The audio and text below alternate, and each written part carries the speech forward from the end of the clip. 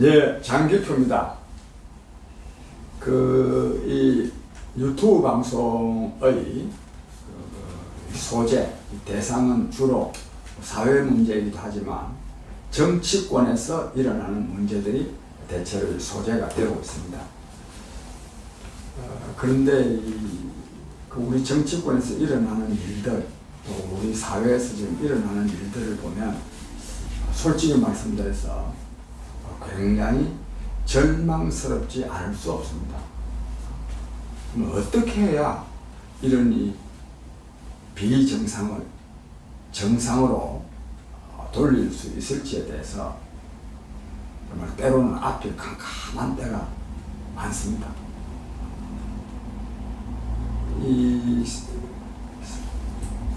사회가 발전하는 것이 아니라 퇴보도 아주 잘못된 방향으로 퇴보하는 것 같아서 더욱더 심경이 착잡하고 또 이 나라 발전을 위해서 또 국민 복지를 위해서 노력해왔다고 노력해오는 사람으로서 그동안에 정말 내가 한 일이 뭔가 하는 이런 자괴감을 갖지 않을 수가 없습니다.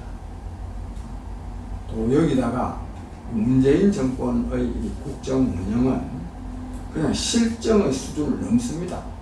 진짜 나라의 기본을 파탄내고 있습니다.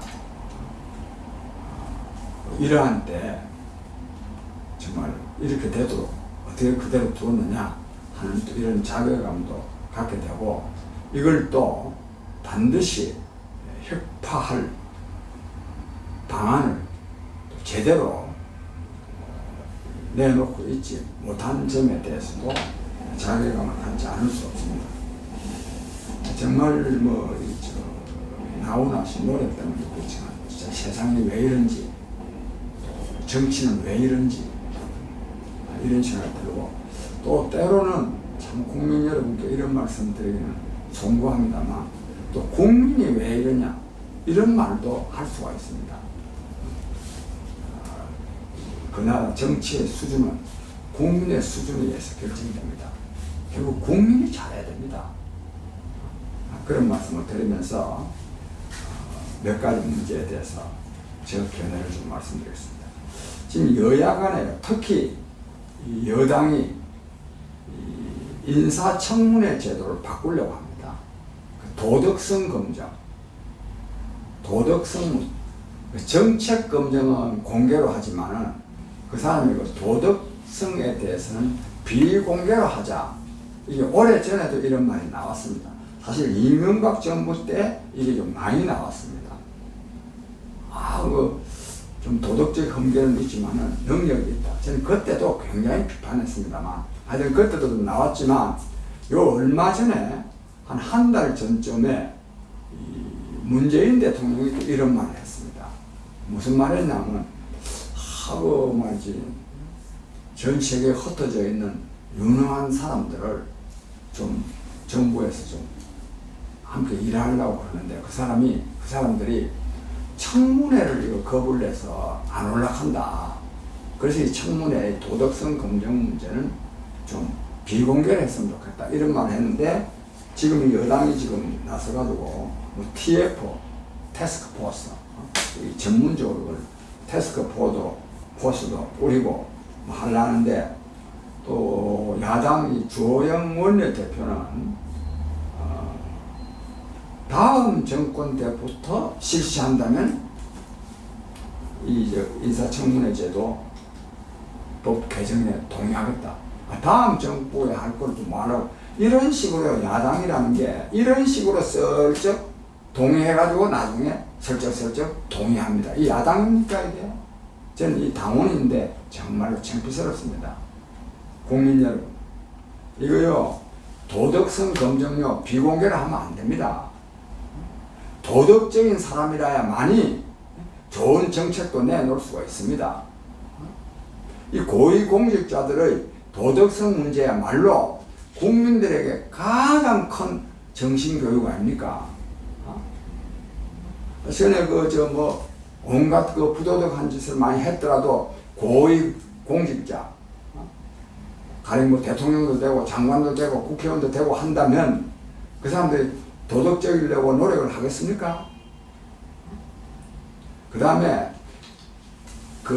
이런 면도 있지만 사실은요, 국민을 위한 바른 정책을 개발하려고 그러면 그 사람이요, 도덕적이어야 됩니다. 국민에 대한 사랑이 뜨거워야 됩니다. 나라에 대한 사랑이 뜨거워야 됩니다. 그렇지 아니한 사람은 좋은 정책을 만들어낼 수가 없습니다.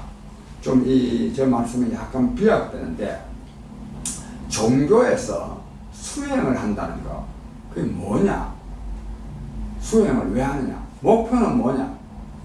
아주 밝은 지혜를 갖는데 그게 목표입니다. 뭐 구원, 또 기독교에서는 구원이라고 하고 또 불교에서는 해탈이라고 하는데, 하여튼 이 수행을 통해서요, 수행을 오래 하면 도인이 됩니다. 도인이 되면 확 사통팔달합니다. 사물을 쫙 알 수 있습니다. 그럼 그 수행이 뭔데? 뭐냐 하면, 수행이라는 것은 내 욕심을 없애는 겁니다. 내 욕심을 없애는 것, 그것이 수행의 중요 과정입니다. 그래서 불교에서 무아라고 할 때, 그 아는 그냥 뭐 내가 없는 게 아니라 내의 사심, 불교에서는 전문적으로 탐진치라 그러는데, 사실 탐이 문제죠. 탐하는 마음, 탐진치라 그러는데, 뭐냐, 즉 내 욕심을 없앰으로써 국민에 대한, 나라에 대한, 진리에 대한, 정의에 대한 이런 사랑을 키우는 게 이게 수행의 과정입니다. 그 수행을 하다가 보면 도를 통하는 겁니다. 도를 통한다는 건 뭐냐? 지혜로워진다는 겁니다. 그만큼 좋은 정책을 만들어내려고 해도 도덕적이어야 됩니다. 도덕적이어야 된다. 여러 이유로 이거를요, 이 한겨레신문 같은 데서도요, 여야, 인사, 청문회제, 손질, 공각, 아무런 비판적인 의식이 없이, 또 이것도 개선이라, 국회 인사 청문회제도 개선, 이게 무슨 개선입니까? 그 다음에요, 어제 신문에 보니까, 어제 신문에 한국세무사회와 대한변리사회, 변리사일동, 세무사일동이 변호사의 끝없는 욕심을 막아주세요. 이게 이제 전 신문에, 제가 본 여러 신문의 일면에다가 변호사의 끝없는 욕심을 막아주세요. 이 내용이 뭔가 하면 변호사들이 세무 문제, 변리 문제, 즉 특허 문제는 좀 관여하지 않도록 좀 해달라. 그랬더니요, 오늘 아침에는 또요, 대한변호사의 변호사일동 꼭 흉내를 내가지고 청년 변호사의 세무 변호사의 뭐 일동 이래가지고 또 일면 쫙 변호사들이 광고를 냈는데, 헌법 질서를 파괴하는 세무사법을 막아주세요. 똑같이 했습니다. 국민 여러분, 문재인 대통령이, 국회의원이 똑같이, 다른 글자는 다 똑같고, 국민 여러분, 이래가 이 나라 되겠습니까 이게? 변호사쯤 되고 세무사쯤 되고 변리사쯤 되면 우리 사회에 상당한 지식인층을 넘어서 지도층이라 해도 과언이 아니지 않습니까? 이런 사람들이 집단적 이 문제에 대한 합리적인 판단을 안 하고 집단적으로 이렇게 나서서 사고가 되겠습니까? 제가 그러나 이 문제에 대해서 제 판단을 말씀드리면, 저는요, 세무사들의 주장이 맞다고 생각합니다. 변호사들은 주로 형사사건이나 민사사건 다뤄야 되고, 이 세법은 법이지만 굉장히 복잡한 법입니다. 복잡합니다, 이게. 그 다음에 세무사 제도를 안 뒀으면 모릅니다. 세무사 제도를 두고 있지 않습니까?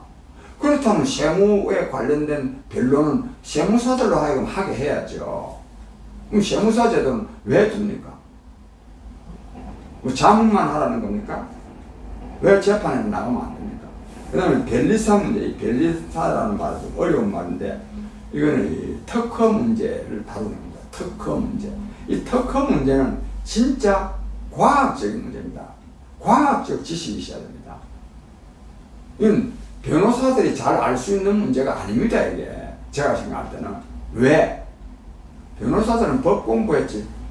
뭐, 그렇다고 다 또 뭐, 꼭, 뭐, 변호사 중에도 뭐, 과학적 지식이 많은 사람도 있을 수는 있죠. 어쨌든지 이것도 변리사 제도를 두고 있는 한은 변리사들에게는 이 문제를 맡겨야죠. 그 다음에 우리 사회에요, 변호사가요, 너무 권한이 막강합니다. 그 사법시험 법 좀 공부 좀 했다고 해가지고 시험 하나 하나 치가지고 시험에 걸렸다고 해가지고 이렇게나 많은 권한을 행사하면 되겠습니까? 다른 사람은 그러면 어떻게 하라는 겁니까? 어떻게? 정치권에도 뭐 변호사들이 제일 많고, 판검사 출신, 변호사 출신 제일 많고, 심지어는 또 방송에도 방송 토론자로 나오는 사람 중에도 변호사가 압도적으로 많아요. 법과 관련된 문제 아니고도 다른 여러 가지 사회 문제나 정치 문제에 대해서도 변호사들이 굉장히 많이 나옵니다. 이거 옳지 않습니다. 이것도 다 어찌 보면 관좀 민비 사상에서 벗어나지 못하는 일입니다. 이런 거 우리가 협파해야 됩니다. 국민 여러분, 저는 이 세무사들과 변호사들의 이 싸움에서 저는 세무사들의 주장이 옳다고 보고 또 관철될 수 있도록 저는 국민적 협조가 있었으면 좋겠습니다. 이 변호사들 너무 설쳐서 하면 결국은 피해자는 또 국민이 되는 겁니다. 특공적으로 인정하면 안 됩니다. 그런 점에서 국민 여러분들 깊은 이해가 있기를 바랍니다. 오늘 여기까지 말씀드리겠습니다. 감사합니다.